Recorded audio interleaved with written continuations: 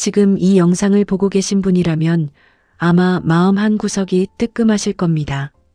무릎이 아픈데도 수술이 무서워서 혹은 나이 핑계로 계속 참고만 계신가요? 계단 오르내리는 게 언제부턴가 두려운 일이 되셨나요?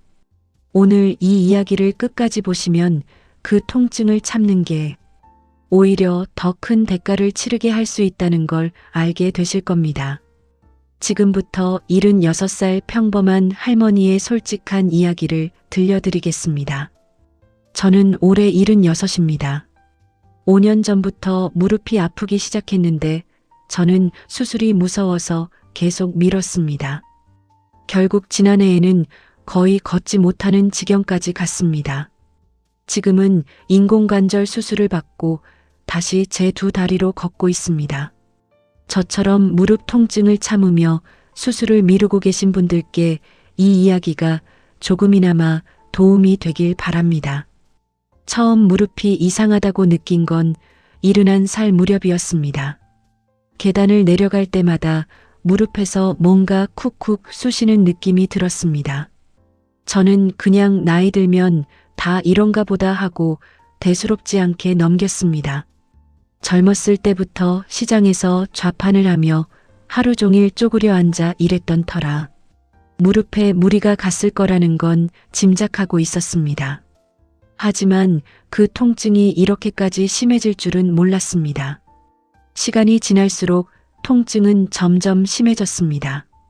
처음엔 계단을 오르내릴 때만 아팠는데 나중에는 평지를 걸을 때도 시큰거렸습니다. 밤에 잠을 자다가도 무릎이 욱신거려서 깨는 날이 많았습니다. 저는 동네 정형외과를 찾아갔습니다. 의사 선생님은 엑스레이를 보여주시며 말씀하셨습니다. 어르신, 무릎 연골이 많이 닳았네요. 퇴행성 관절염이 상당히 진행됐어요.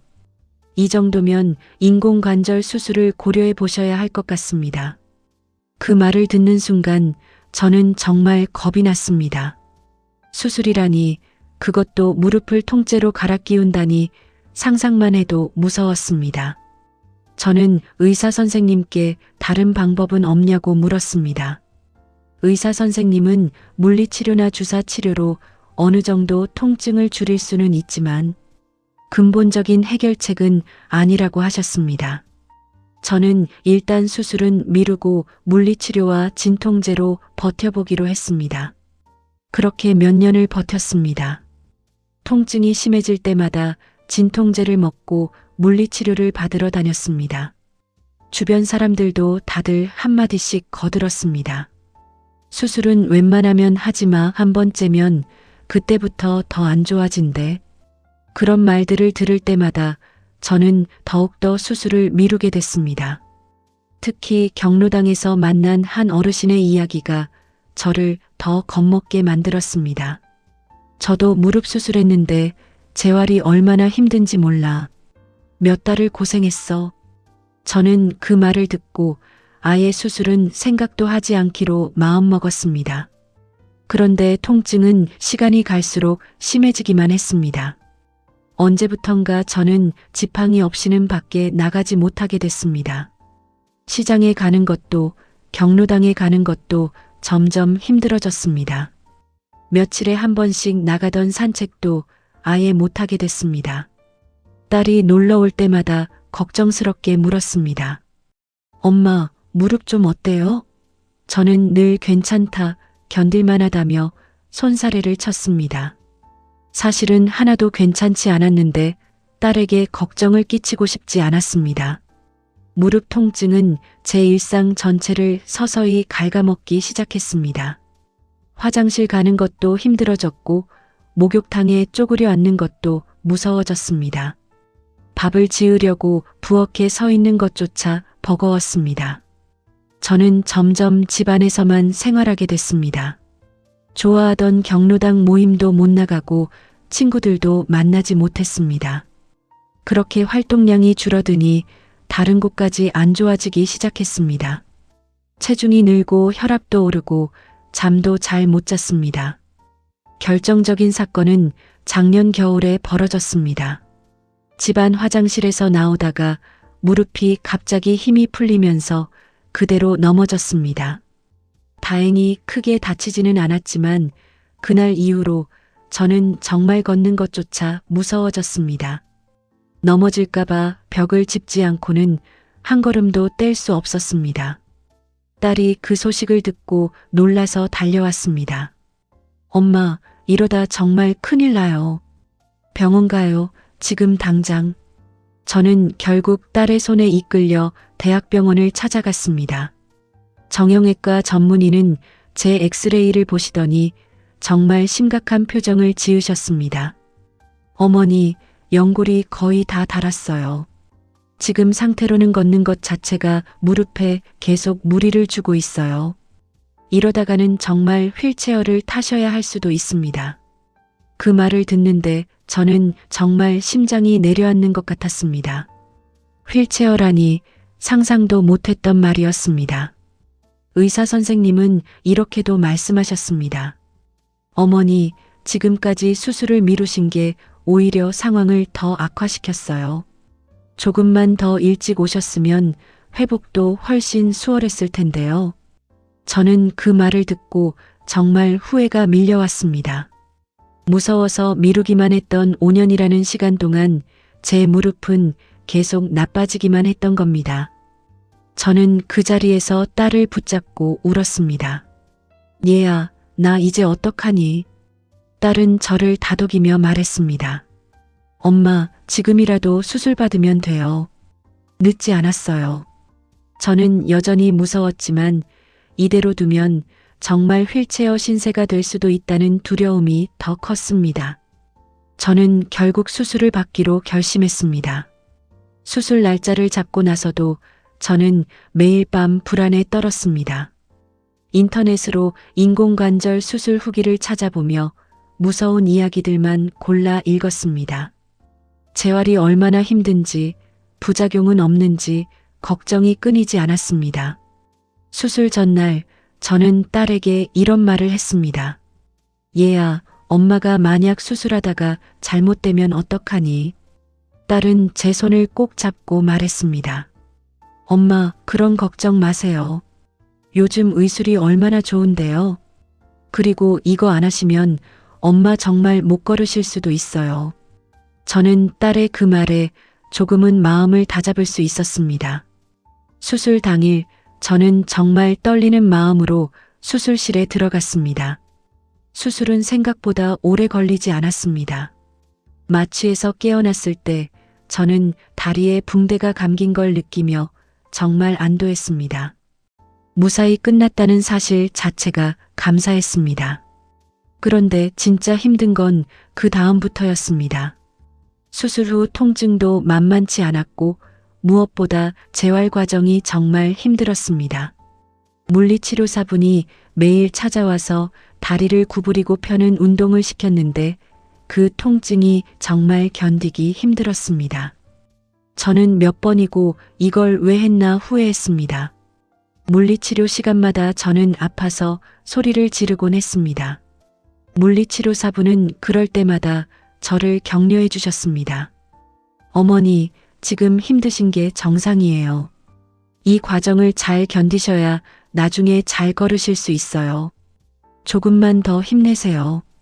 저는 그 말을 믿고 이를 악물고 버텼습니다. 병원에 입원해 있는 동안 저는 비슷한 처지의 다른 어르신들도 많이 만났습니다. 옆 병상 할머니도 저처럼 인공관절 수술을 받으셨는데 저보다 훨씬 밝은 모습이었습니다. 어머니, 저는 벌써 3번째 수술이에요. 처음이 제일 힘들어요. 하고 나면 정말 살 것 같아요. 그 말을 듣고 저는 조금 위안이 됐습니다. 저 혼자만 힘든 게 아니구나 싶었습니다. 2주간의 입원 기간 동안 저는 매일 조금씩 나아지는 걸 느꼈습니다. 처음엔 보행기에 의지해서 겨우 몇 걸음 떼는 것도 힘들었는데 시간이 지나면서 조금씩 걷는 거리가 늘어났습니다. 퇴원할 무렵에는 보행기 없이도 몇 걸음은 걸을 수 있게 됐습니다. 집으로 돌아온 후에도 저는 매일 꾸준히 재활 운동을 했습니다. 딸이 알려준 대로 하루에 몇 번씩 다리를 구부리고 펴는 운동을 반복했습니다. 퇴원 후 한 달쯤 지났을 때 저는 처음으로 지팡이 없이 집안을 걸어봤습니다. 정말 감격스러운 순간이었습니다. 물론 아직 완전하지는 않았지만 예전처럼 벽을 짚지 않고도 걸을 수 있다는 게 믿기지 않았습니다. 저는 그 자리에서 딸에게 전화를 걸었습니다. 얘야, 엄마 지금 혼자 걷고 있어. 딸도 전화기 너머로 함께 눈물을 흘렸습니다. 3달쯤 지나자 저는 지팡이도 완전히 내려놓을 수 있게 됐습니다. 계단도 조심스럽게나마 오르내릴 수 있게 됐습니다. 무엇보다 감격스러운 건 통증 없이 걸을 수 있다는 사실이었습니다. 수술 전에는 상상도 못했던 일이었습니다. 저는 오랜만에 시장에도 나가보고 경로당에도 다시 나갔습니다. 경로당 사람들이 저를 보고 다들 반가워하며 놀라워했습니다. 아이고, 이제 완전히 다른 사람 같아요. 걸음걸이가 예전이랑 완전히 달라요. 지금은 수술한 지 1년이 다 되어 가는데 저는 정말 다른 삶을 살고 있습니다. 매일 아침 동네를 산책하고 계단도 두려움 없이 오르내립니다. 손주가 놀러 왔을 때 함께 공원까지 걸어가서 그네도 밀어줄 수 있게 됐습니다. 손주가 이런 말을 했습니다. 할머니, 이제 잘 걸으시네요. 저는 그 말에 정말 뿌듯했습니다. 예전엔 손주와 함께 걷는 것조차 힘들었는데 이제는 함께 산책하며 시간을 보낼 수 있게 됐으니까요. 돌이켜보면 저는 5년이라는 긴 시간을 두려움 때문에 허비했습니다. 그 시간 동안 무릎은 계속 나빠지기만 했고 저는 점점 더 활동을 못하게 되면서 삶의 질이 떨어졌습니다. 만약 그때 좀 더 일찍 수술을 결심했더라면 저는 그렇게 오래 고통받지 않았을 겁니다. 회복도 훨씬 수월했을 거고요. 수술이 무섭다는 막연한 두려움 때문에 저는 정말 많은 걸 잃었습니다. 경로당에서 저처럼 무릎이 안 좋으신 분들을 만나면 저는 이 이야기를 꼭 해드립니다. 저도 그거 무서워서 안 하려고요라는 분들에게 저는 이렇게 말씀드립니다. 무서운 건 이해하지만 미루면 미룰수록 상태는 더 나빠져요. 저처럼 휠체어 신세가 될 뻔한 다음에 후회하지 마시고 지금이라도 병원에 가서 정확히 상태를 확인해 보세요. 그리고 요즘은 수술 기법도 많이 발전해서 예전보다 회복도 훨씬 빠르다고 하더군요. 물론 모든 무릎 통증이 수술까지 필요한 건 아닐 겁니다. 초기 단계라면 체중 관리나 근력 운동, 물리치료로도 충분히 관리가 가능하다고 합니다. 하지만 저처럼 연골이 이미 많이 다른 상태라면 수술을 미루는 게 오히려 더 큰 고통과 위험을 가져올 수 있다는 걸 저는 몸소 겪으며 배웠습니다. 정확한 진단을 받고 의사 선생님과 충분히 상의하시는 게 가장 중요합니다. 또 하나 강조하고 싶은 건 재활의 중요성입니다. 수술만 받는다고 저절로 낫는 게 아니었습니다. 저는 정말 이를 악물고 매일 재활 운동을 했습니다. 아프다고 포기했다면 저는 지금처럼 이렇게 잘 걷지 못했을 겁니다. 힘들어도 꾸준히 조금씩이라도 계속하는 게 정말 중요하다는 걸 배웠습니다. 가끔 그때 넘어졌던 순간을 떠올립니다. 만약 그때 크게 다쳤더라면 혹은 그 이후로도 계속 수술을 미뤘더라면 지금 저는 어떤 모습일까 생각하면 아찔합니다. 두려움 때문에 미루고 미루다가 결국 더 큰 위기를 맞고 나서야 용기를 냈지만 그래도 늦지 않게 결심해서 정말 다행이라고 생각합니다. 그래서 저는 이 영상을 보시는 분들께 꼭 말씀드리고 싶습니다. 무릎이나 관절 통증을 그저 나이 탓이라 여기며 참고만 계신다면 꼭 병원에 가서 정확한 상태를 확인해 보세요. 수술이 필요하다는 진단을 받으셨다면 막연한 두려움 때문에 무작정 미루지 마시길 바랍니다. 저처럼 미루다가 상태가 더 악화되면 회복도 그만큼 힘들어집니다. 지금 걸을 수 있는 다리를 지키는 게 결국 여러분의 남은 삶의 질을 지키는 일입니다. 저는 이제 이렇게 삽니다. 매일 아침 두려움 없이 산책을 나서고 손주와 함께 공원을 걸으며 5년을 참고 미뤘던 그 시간이 아쉽지만 지금이라도 다시 걸을 수 있게 되어 정말 감사합니다. 여러분은 혹시 지금 참고만 계신 통증이 있으신가요? 댓글로 여러분의 이야기도 들려주시면 좋겠습니다.